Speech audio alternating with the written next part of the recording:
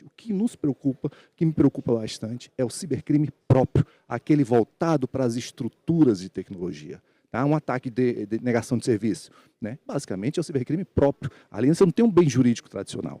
Então a gente está muito aquém, o legislador está aquém, nós operadores de direito estamos aquém, nós da tecnologia também estamos muito aquém. A corrida de gato e rato que a gente precisa acordar bastante.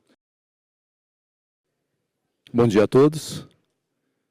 É uma honra estar aqui e vamos falar aqui, muito brevemente, vou levantar aqui, ficar sentado cansa, sobre cibercrimes. Tá? Uma temática muito corriqueira e que a gente ainda está muito aquém de compreender a dimensão, o quanto isso aqui está impactando nossas vidas, especialmente nossos órgãos. O que a gente vai falar brevemente? O que é o cibercrime? Então, o cibercrime, já trago logo alguns números para vocês. O impacto financeiro, econômico-financeiro do cibercrime no mundo já passou de 8,5 trilhões. Não existe drogas, não existe tráfico humano, não existe tráfico, crimes ambientais que cheguem sequer próximos disso. Nós tivemos aqui no Brasil, através do vazamento de Elasticsearch, em 2001, 223 milhões de CPFs vazados, com nomes, endereços, dados diversos nossos, telefones, renda, tá? Não se sabe qual foi a fonte, né? Apesar de que dá para poder se inferir de onde seria. Então, foi feita uma consulta pelo Elasticsearch e vazou-se isso. Realmente, é o maior vazamento da história brasileira. Tá? Aí alguém até me pergunta às vezes, mas professor, 223, só temos 210 milhões de brasileiros? Não, aqui tem também os mortos, olha só. E mortos também você consegue cometer cibercrimes. Vários crimes você pode fazer, especialmente em face da Previdência, com mortos. Tá? Então, isso aí que é só a ponta do iceberg. Né? Então, precisamos acordar para essa temática. E a gente está bastante afastado. Nós, do Poder Judiciário, né, sou juiz há 22 anos, e, então a gente ainda olha muito en passant, muito superficialmente sobre essa temática. E qual a grande dificuldade dos cibercrimes? É justamente a capacidade de ele ser cometido no local, gerar um resultado em outro, ou atos preparatórios em outros, atos executórios em outro, ou seja, é uma dificuldade imensa. Por quê? Porque ele se dá no ciberespaço. O ciberespaço é o espaço entre os espaços, é um lugar etéreo, né? Não é um lugar cognoscível para o ser humano, comum da gente ver, tocar, não. É etéreo. A gente está sendo atravessado agora por ondas, por informações. Tá? Então, a dificuldade no combate aos cibercrimes ela é gigantesca. E N formas de cibercrime nós temos hoje. Eu costumo dizer que, às vezes, a gente se preocupa muitas vezes com o cibercrime impróprio, que é basicamente aqueles bens jurídicos que a gente conhece tradicionalmente, a honra, a vida, tal, que está sendo utilizado, né, veiculado, escalado por meios digitais, mas esse não é o principal, não é o mais preocupante. O que nos preocupa, o que me preocupa bastante, é o cibercrime próprio, aquele voltado para as estruturas de tecnologia. Tá? Um ataque de negação de serviço, né? Basicamente é o cibercrime próprio. Ali você não tem um bem jurídico tradicional. O legislador sequer que consegue amoldar uma figura típica para ele, ou seja, como é que você coloca ali? Quer colocar furtos de dados? Não é furto de dados, você não está furtando nada. Você só nem entrou no órgão, você está lá no site, aponta lá, então o firewall lá já te barra, não deixa sequer entrar, negação de serviço. Tá? Como é que você consegue tipificar isso? Então a gente está muito aquém, o legislador está aquém, nós operadores de direito estamos aquém, nós da tecnologia também estamos muito aquém. A corrida de gato e rato que a gente precisa acordar bastante. Tá? Então, tendo isso em mente, o que a gente propõe, o que a gente quer levar? Precisamos conscientizar os nossos usuários. Tá? Cibercrimes nós temos vários, os ransomwares, que são aqueles que realmente você explora e consegue cifrar ali um banco de dados e deixar totalmente inacessível. Isso está acontecendo muito em órgãos públicos, em tribunais. Tá? E isso aí, para vocês terem uma noção, hoje, existem alguns desses ransomwares que ele te dá um fee. Então, você é um servidor lá, terceirizado, de um órgão qualquer. Se você espeta ali um pendrive, você simplesmente cadastra dentro daquele ransomware uma chave pública de uma criptomoeda qualquer sua. Olha que loucura isso. Né? Então, uma vez que ele receba lá aquele pagamento para resgatar os dados, a pessoa que colocou, que espetou o pendrive ali, recebe um FII, recebe uma ponta, recebe uma comissão. Então, esse é o tipo de realidade que a gente está lidando, tá? E não estamos preparados.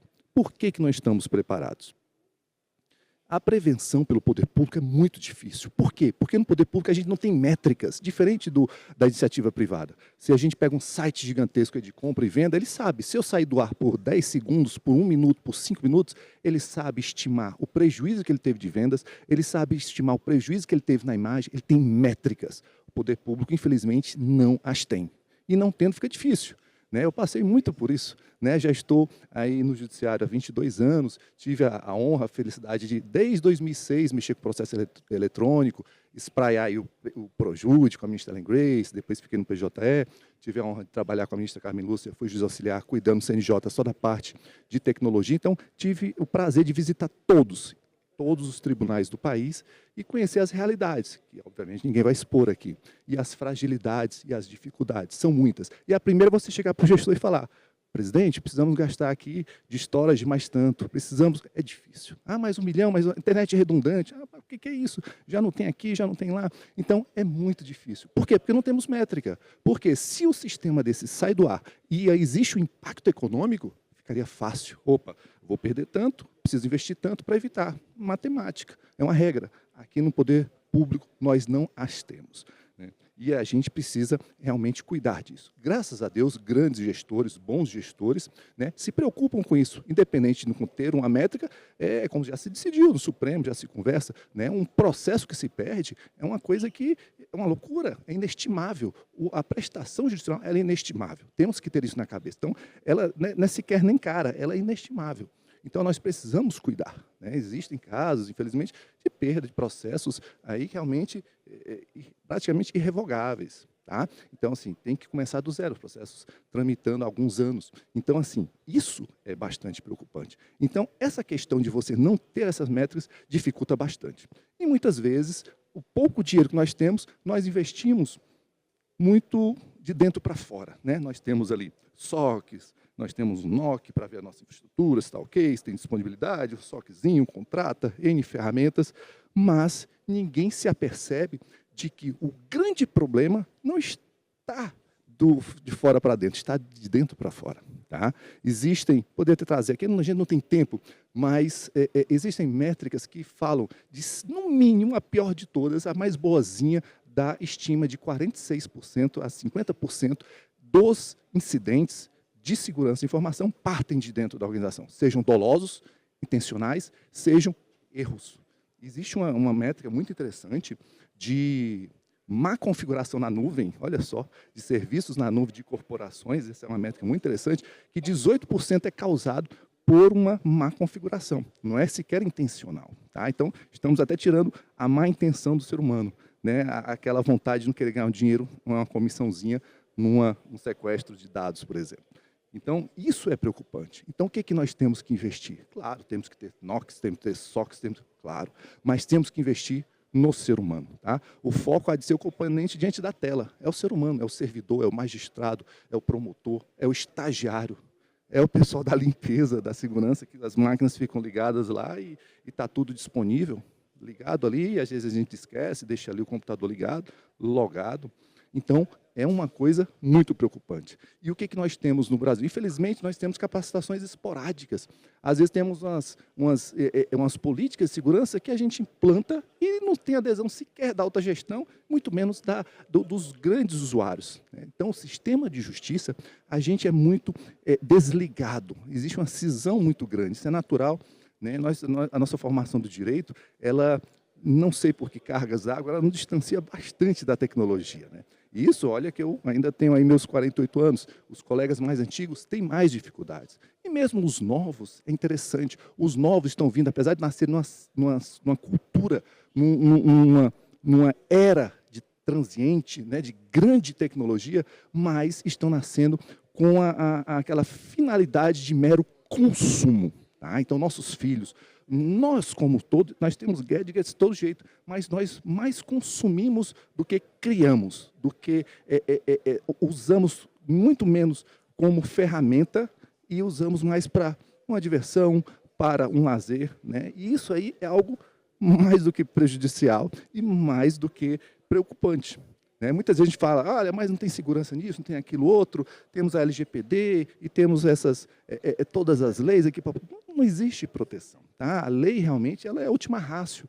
Né? Nós não temos. A proteção há de vir de casa, há de vir do usuário. Então, a gente precisa ter uma questão de segurança pelo nosso mindset. Precisamos tirar vieses e mudar o mindset. Então, se nós não fizermos isso, realmente nós estamos fadados ao insucesso. Se não capacitarmos de A a Z, de ter realmente uma política, um mindset implantado na cabeça de nossos colaboradores, nós estamos fadados ao insucesso. Existem diversas situações, números, cases que a gente poderia trazer, tanto no privado, no público, que são assustadores. Né? Até a parte da TI, né? A gente muitas vezes acompanha certos desvirtuamentos que a gente vê em órgãos públicos, até vimos no federal um dia desse, realmente mineração de bitcoins dentro de servidores, né, de órgãos públicos, cliques, bait cliques, uma série de coisas. Então, realmente, precisamos olhar para dentro de casa, parar de olhar essas diversas ferramentas. Né? A gente vê muito, só que se preocupa em, vou ver qual é o meu antivírus, meu firewall, estou usando aqui o azul, é gratuito, é interessante e está barrando. Mas e dentro de casa, o que nós temos feito? E o que a gente tem visto é praticamente nada, muito pouco. Então, precisamos voltar a atenção para isso. Algumas ferramentas, existem muito poucas ferramentas que mapeiam e verificam realmente aquela atitude do usuário, que consegue mapear todas as ações que ele faz dentro de casa, né, em cada endpoint. Isso é muito interessante. Cheguei a ver não me lembro o nome, também não poderia fazer propaganda, mas uma solução que ela realmente dá exatamente tudo que é feito. Se você espeta um pendrive, se você faz um envio para a nuvem de um determinado dado, se você está imprimindo algo totalmente distinto da função, se você está colocando o keylogger. Então, existem algumas ferramentas realmente que mapeiam, né, toda aquele comportamento, né, que seja outlier, né, que seja fora da curva, que esteja fora do padrão. Isso é interessante. Né? Isso os tribunais têm que começar a ver, o Ministério Público, defensorias, porque ali nós temos um serviço essencial a ser prestado, um serviço inestimável. E se não fizermos, não funciona. Tá? Muitos incidentes a gente tem visto em alguns locais, algumas alterações. Hoje em dia, até certificado digital está se alterando. Né? Banalizou-se a emissão, não sei se esse seria o grande gargalo, mas é banalizado. Né? Hoje, no interior do Piauí, você vai numa vendinha, lá um negócio assim de 2x3, tem lá um agente para poder fazer um certificado digital A3. Então, realmente, existem grandes problemas até com certificação digital. Então, se nós não olharmos para dentro, nós estamos fadados ao insucesso. Muitas vezes me perguntam, mas Marcelo, isso é complexo, porque tem que ter adesão, aí a gente coloca, mas é complexo mesmo, e tem que ser levado, a gente precisa planilhar as coisas, demonstrar as coisas. Né? Eu, quando estive no CNJ há alguns anos, eu sempre falei que era importante a gente pontuar isso, até nessas questões nessas pontuações nos selos do CNJ. É importante essa parte, você ter uma topologia, né, uma infraestrutura de rede bem desenhada, né, você ter uma política devidamente implantada, de A a Z, passando por todos. Né? Precisamos ter isso. E eu bato bastante nessa tecla, não sei, posso estar sendo até levando, realmente já tem uns 2 anos que eu não acompanho muitas coisas do CNJ, pode até ser que já tenham agregado alguma coisa nesse sentido, mas até antes eu desconheço. E se existir, ela precisa ser aprofundada. Porque se nós não tivermos segurança, a gente vai ter retrabalho muito grande. Né? Tivemos... é difícil falar porque a gente meio que expõe, mas é bastante preocupante. O que a gente precisa fazer? Então, senhores como gestores, senhores como magistrados, senhores como diretores de TI, senhores como colaboradores de qualquer forma, precisam levar essa necessidade. Tá? E hoje em dia, isso é imperioso. Por que isso acontece? Isso tem que nascer, inclusive, não é só dentro do órgão, no horário de trabalho, é de casa, porque os ataques, a engenharia social vem de casa. Né? É um negócio louco. Aqui é porque a gente não tem tempo. Já ministrei uma palestra que eu faço uma brincadeira, mando SMS para todo mundo abre uma pseudo-pesquisa e, no fim, seria um pequeno trojanzinho que vocês acabam instalando no celular. Então, assim, até no ambiente de segurança, que a gente está falando sobre segurança, né, às vezes tem um CISO, tem uma pessoa, o cara vai lá, recebe aqui geralmente a pesquisa, vou dar Expojude, bonitinho, recebe lá, tal, o que você está achando da palestra, tal. Aí todo mundo não. Dá em média 30%, uma que tinha umas 80 pessoas, tá? Pessoal só de segurança da informação. Então, é muito interessante isso. Então, nós não temos a cultura da segurança. Precisamos realmente acordar para isso. Muito obrigado, fico à disposição. Aqui tem meus contatos. Marcelo Mesquita, Mesquita TJI, e ali meu Instagram. Muito obrigado pela gentileza, um bom dia a todos.